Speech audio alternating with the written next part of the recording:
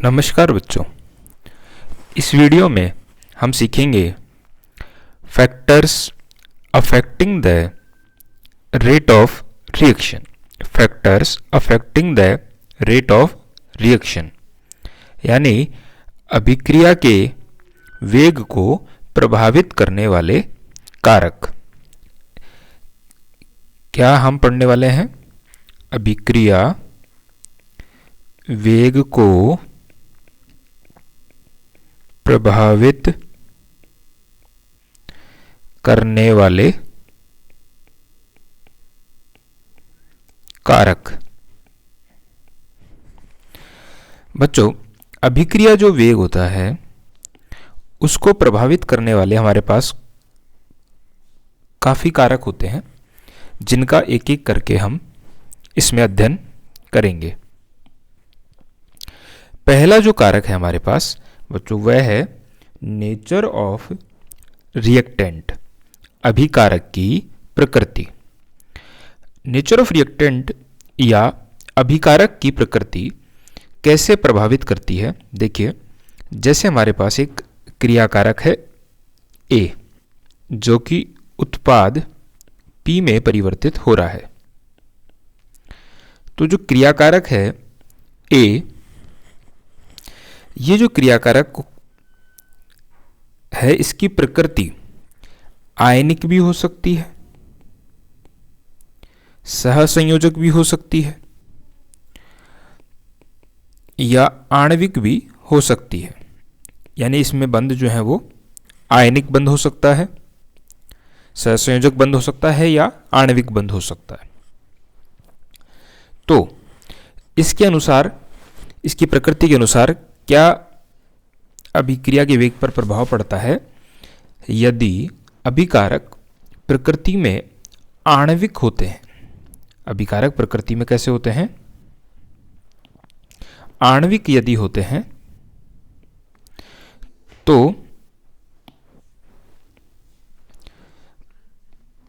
अभिक्रिया का वेग धीमा होता है। तो क्या होता है? अभिक्रिया का वेग धीमा होता है।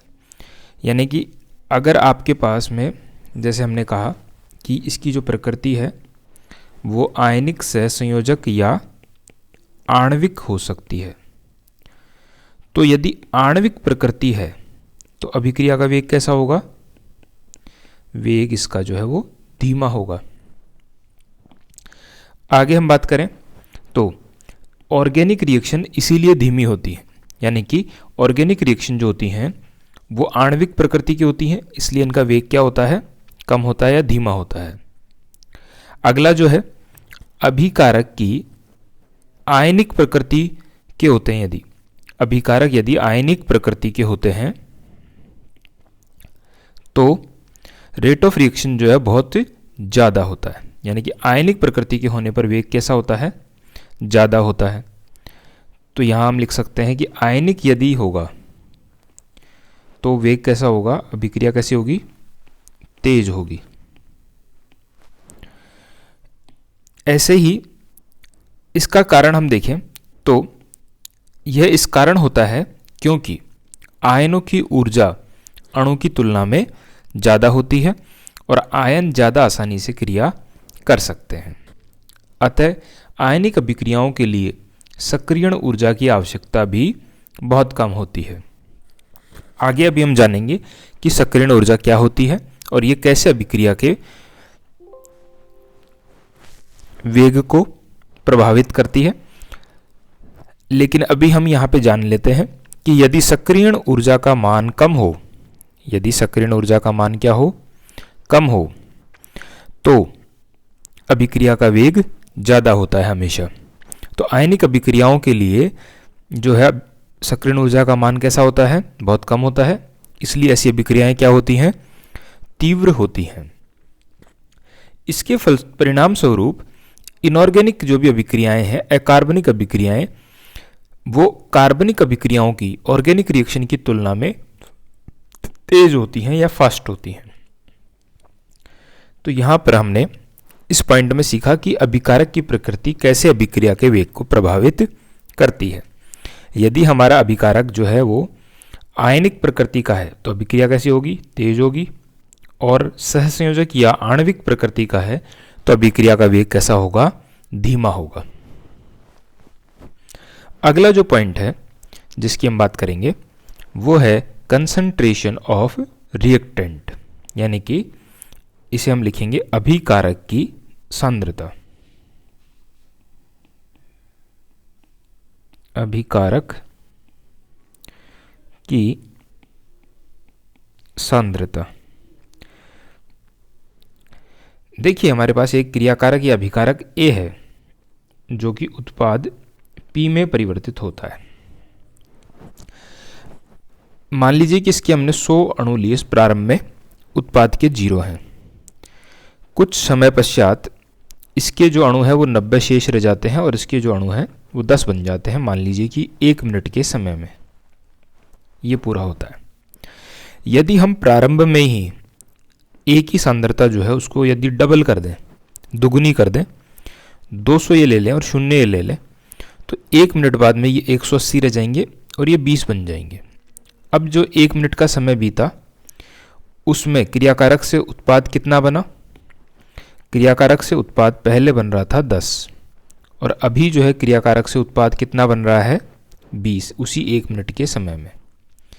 तो हमने क्या देखा यहाँ कि यदि हम क्रियाकारक जो है उसकी सांद्रता को बढ़ा देते हैं, क्रियाकारक की सांद्रता को क्या कर दें? बढ़ा दें, तो अभिक्रिया का जो वेग है वो बढ़ जाता है।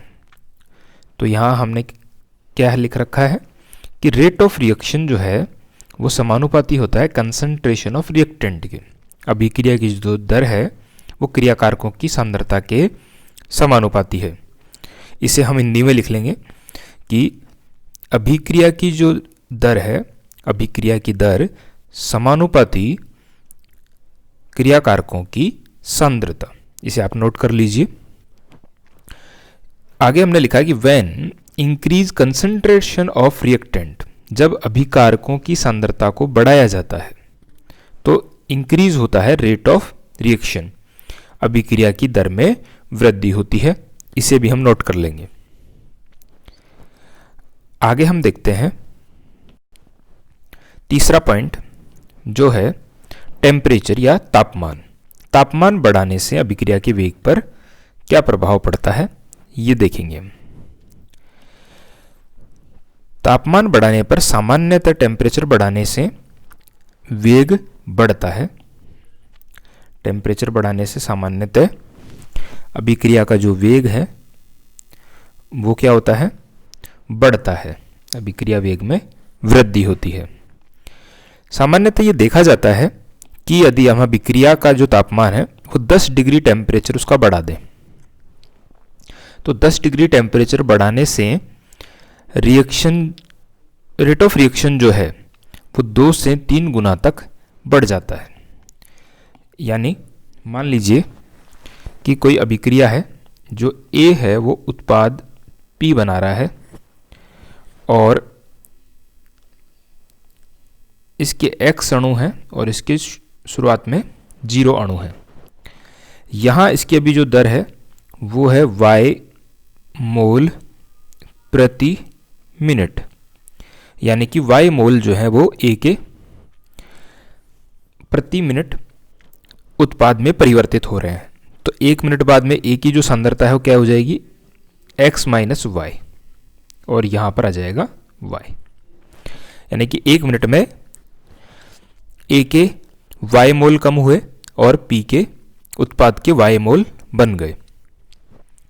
मान लीजिए कि ये जो अभिक्रिया है ये अभी 10 डिग्री सेंटीग्रेड तापमान पर हो रही थी।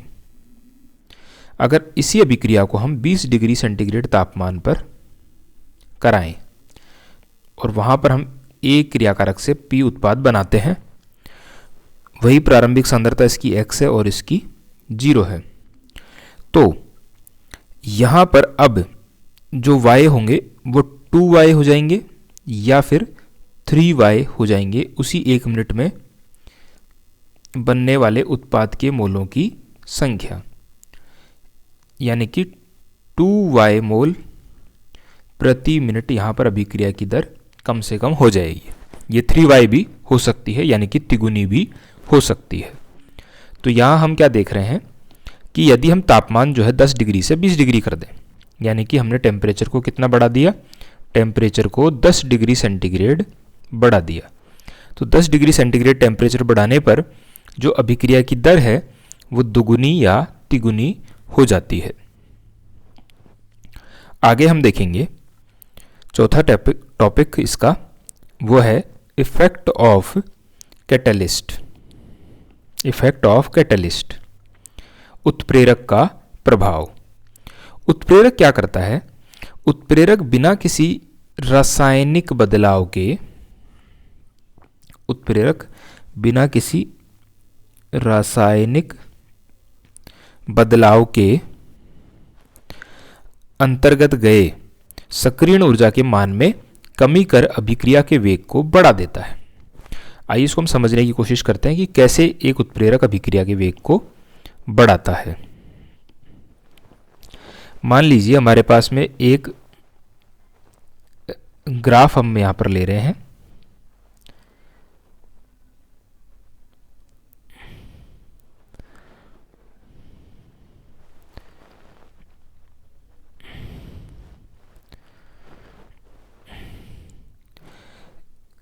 एक अक्ष पर हमने ये ऊर्जा को ले लिया है अभिकारक की, और दूसरी जो अक्ष है उस पे हमने ले लिया है अभिक्रिया की प्रगति को।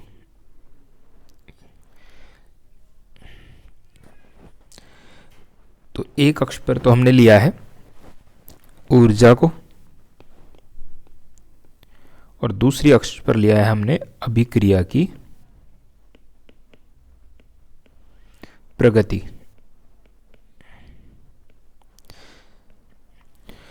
देखिए, हम जो भी क्रियाकारक या उत्पाद किसी अभिक्रिया में लेते हैं उनकी एक कोई ना कोई निश्चित ऊर्जा होती है।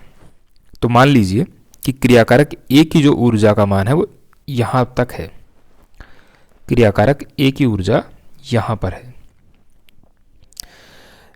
यदि हम इसको उत्पाद में बदलना चाहते हैं तो उत्पाद में बदलने से पहले इसको ए को हमें सक्रिय अवस्था में ले जाना पड़ेगा। ए को पहले किस में ले जाना पड़ेगा? सक्रिय अवस्था में ले जाना होगा। सक्रिय अवस्था में जाने के बाद ये किस में बदलेगा? उत्पाद में बदलेगा। तो सक्रिय अवस्था में इसको ले जाने के लिए इसकी हमें क्या करनी पड़ेगी? ए की ऊर्जा के मान को बढ़ाना पड़ेगा। तो यहाँ हम क्या करते हैं कि ए जो है उसकी ऊर्जा के मान को हम बढ़ाते हैं।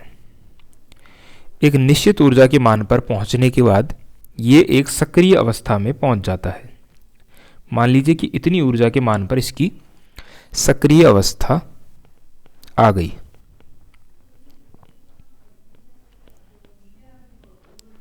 तो इस सक्रिय ऊर्जा की अवस्था में यहां पहुंचने के बाद फिर इसकी ऊर्जा वापस से घटती है और इसकी ऊर्जा में कमी आती है और ये उत्पाद में परिवर्तित होता है। अब इसकी ऊर्जा प्रारंभ के क्रियाकारक से अधिक भी हो सकती है और उससे कम भी हो सकती है। अभी हम यहां पर इसको कम ले रहे हैं। मान लीजिए कि ये यहां पर आकर ये P उत्पाद में परिवर्तित हो गया। तो यहां हमने क्या देखा कि क्रियाकारक जो है उत्पाद में बदलने से पूर्व एक सक्रिय अवस्था में जाता है। इस अवस्था में जाने के लिए ये इसका ऊर्जा स्तर था प्रारंभ में, इतनी ऊर्जा ये ग्रहण करता है। तो इस सक्रिय अवस्था में पहुंचने के लिए ऊर्जा का ये ग्रहण किया गया जो मान है ये कहलाता है सक्रियण ऊर्जा। ये मान क्या कहलाता है? सक्रियण ऊर्जा कहलाता है। एक्टिवेशन एनर्जी कहलाता है। अब उत्प्रेरक जब हम लेते हैं किसी अभिक्रिया में, उत्प्रेरक का प्रभाव हम जब पढ़ना चाह रहे हैं कि उत्प्रेरक कैसे प्रभावित करता है, तो हम देखेंगे कि उत्प्रेरक इस अभिक्रिया पर कैसे प्रभाव डालेगा। इसे हम देखते हैं इस प्रकार। मान लीजिए हमारे पास एक ग्राफ है, इसे हम बड़ा कर लेते हैं। उत्प्रेरक जब हम ले लेंगे तो उत्प्रेरक क्या करेगा? इस सक्रियण ऊर्जा के मान में जो कि ये इतनी सक्रियण ऊर्जा हमने यहाँ पे ली हुई है, इसके मान में कमी कर देगा। और मान लीजिए कि घटा के उसने सक्रियण ऊर्जा के मान को इतना कर दिया, तो अब क्रियाकारक जो है वो यहीं तक सक्रिय अवस्था में पहुंचने के लिए जाएगा और फिर किस में परिवर्तित हो जाएगा, उत्पाद में परिवर्तित हो जाएगा। तो ये सक्रियण ऊर्जा का जो मान है ये है जब आपने क्या लिया, उत्प्रेरक। तो उत्प्रेरक की उपस्थिति में सक्रियण ऊर्जा का मान कम हो जाता है।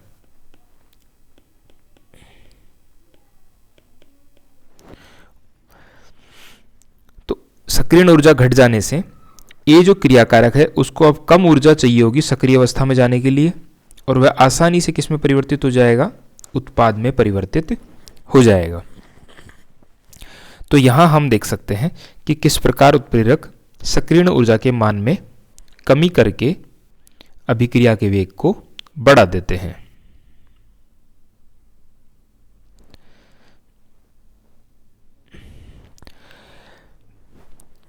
इस प्रकार हमने ये चौथा बिंदु समझा।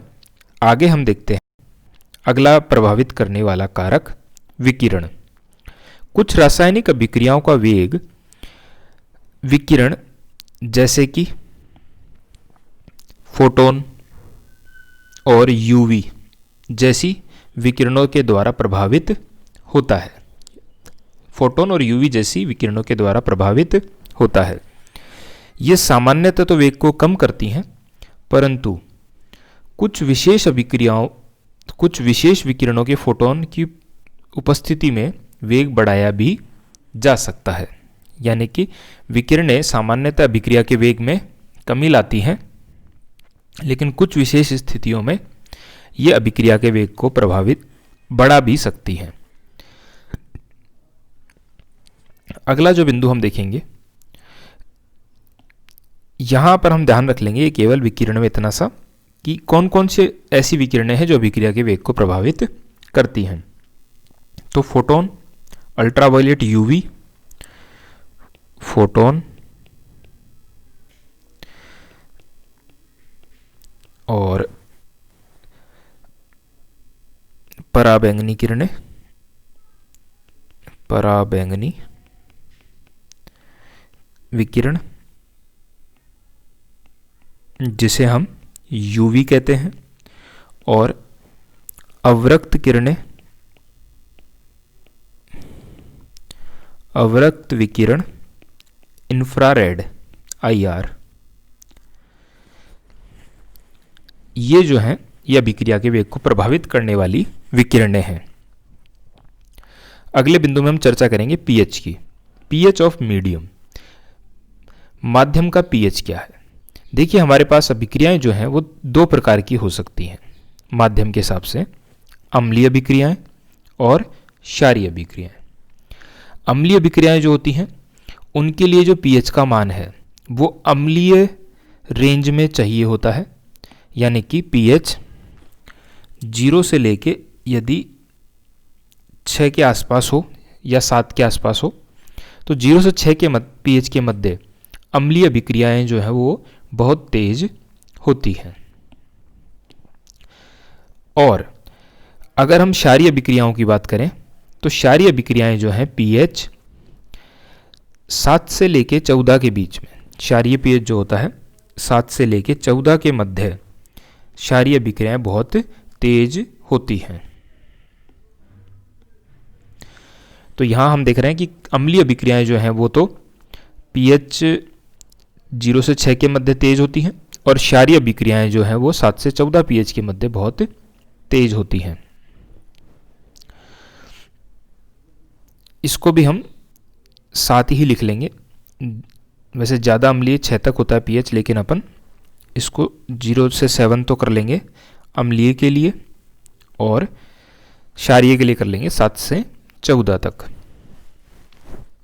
अगला जो टॉपिक हमारे पास है वो है surface area of reactant. Reactant का, क्रियाकारक का सरफेस एरिया। हमारे पास मान लीजिए कि एक क्रियाकारक है A जो कि उत्पाद P में परिवर्तित हो रहा है, इस क्रियाकारक का जो सतह क्षेत्रफल है, तो क्रियाकारक की सतह का क्षेत्रफल बढ़ाने पर रिएक्शन का वेग बढ़ता है, अर्थात ठोस अभिकारक को बारीक चूर्ण में लेने पर अभिक्रिया का वेग ज़्यादा होता है। मान लीजिए एक तो हम इस ए के जो कण हैं वो बड़े आकार के कण लें, एक हम उसके जो है वो छोटे आकार के बारीक चूर्ण वाले कण लें। तो बारीक चूर्ण वाले कणों के अंदर इसका सतह क्षेत्रफल ज़्यादा होता है, इसलिए इस केस में अभिक्रिया का वेग क्या होगा, तेज होगा, सतह क्षेत्रफल ज़्यादा है। और बड़े लेने पर अभिक्रिया का जो वेग है वो कैसा हो जाएगा, धीमा हो जाएगा, क्योंकि सतह क्षेत्रफल कम है।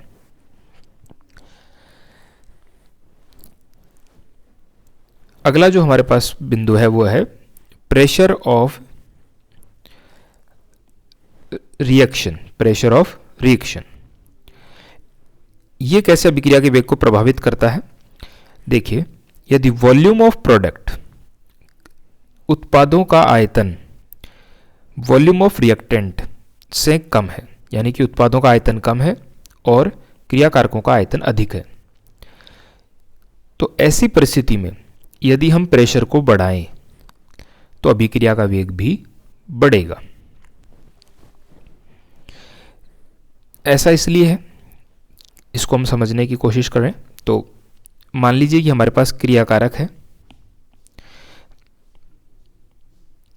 वहां पर आयतन अधिक है। आयतन अधिक है तो दाब कम होगा, और जब उत्पाद बन रहा है ये, तो आयतन कम है और आयतन उतने ही कम आयतन में है तो दाब अधिक होगा। तो क्रियाकारक से उत्पाद बनने पर दाब में क्या हो रही है, वृद्धि। तो दाब बढ़ने से आप क्या कहेंगे, उत्पाद अधिक बनेगा, यानी कि अगर हम प्रेशर को बढ़ाएंगे तो अभिक्रिया की जो दर है वो भी बढ़ेगी।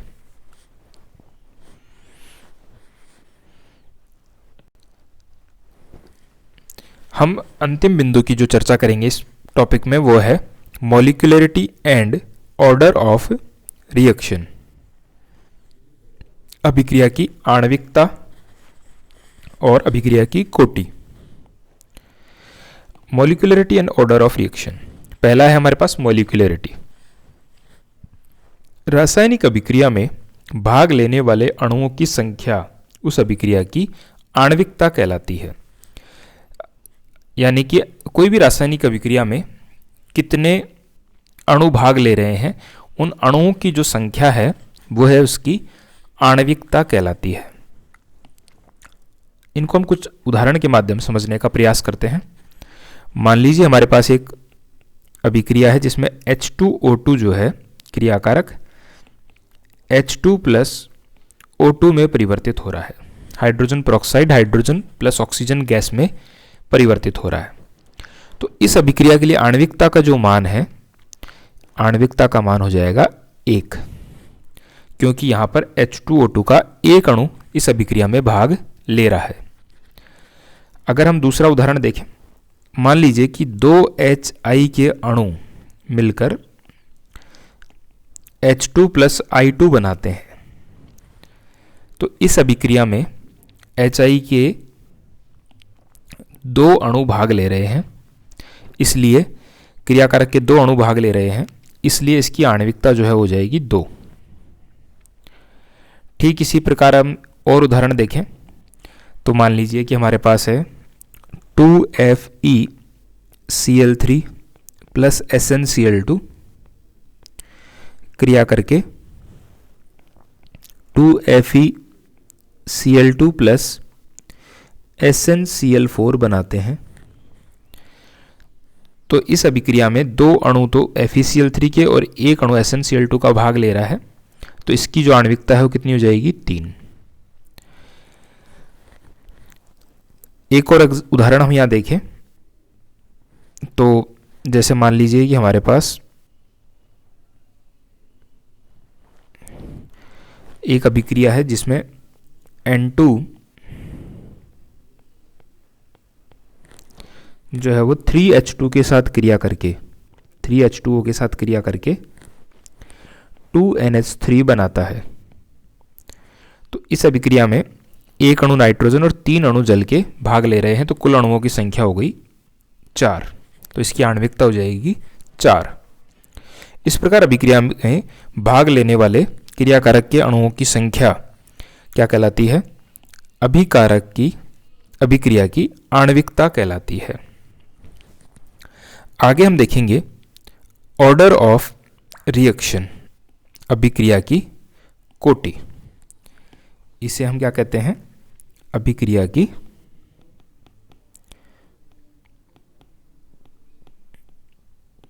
कोटि।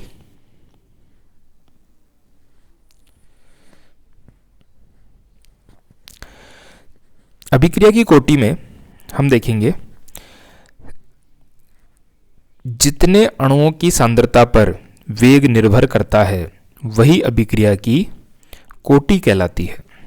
जितने अणुओं की सांद्रता पर अभिक्रिया का वेग निर्भर करता है वही क्या कहलाती है? अभिक्रिया की कोटि कहलाती है। यानी हमारे पास एक अभिक्रिया है जिसमें 2 क्रियाकारक A और B भाग ले रहे हैं। दोनों के मान लीजिए कि एक एक अणु इसमें भाग ले रहे हैं और उत्पाद P बना रहे हैं। अब हम यहां पर अभिक्रिया की दर जब लिखेंगे dx/dt, ये समानुपाती लिखेंगे हम क्रियाकारकों की सांद्रता के। अगर दोनों पर अभिक्रिया का वेग निर्भर कर रहा है तो हम दोनों क्रियाकारकों को यहां पर लिख देंगे और इनकी घात यहां पर मान लीजिए कि 1 है, तो अभिक्रिया की जो कोटि है वो हो जाएगी 2। लेकिन यदि हम ऐसा माने कि अभिकारक B पर अभिक्रिया का वेग निर्भर नहीं करता और इसको यहां से हटा दें, तो इस स्थिति में अगर हम इसको यहां से हटा दें या इसको हम दोबारा लिखें कि अभिक्रिया का जो वेग है dx/dt वो समानुपाती है एक ही सांद्रता के, यानी कि केवल एक ही सांद्रता पर अभिक्रिया का वेग निर्भर करता है और उसकी घात है 1। तो इस परिस्थिति में इसकी कोटि हो जाएगी 2। तो आसान भाषा में जितने क्रियाकारकों के ऊपर किसी अभिक्रिया का वेग निर्भर करता है वह उसकी अभिक्रिया की कोटि कहलाती है।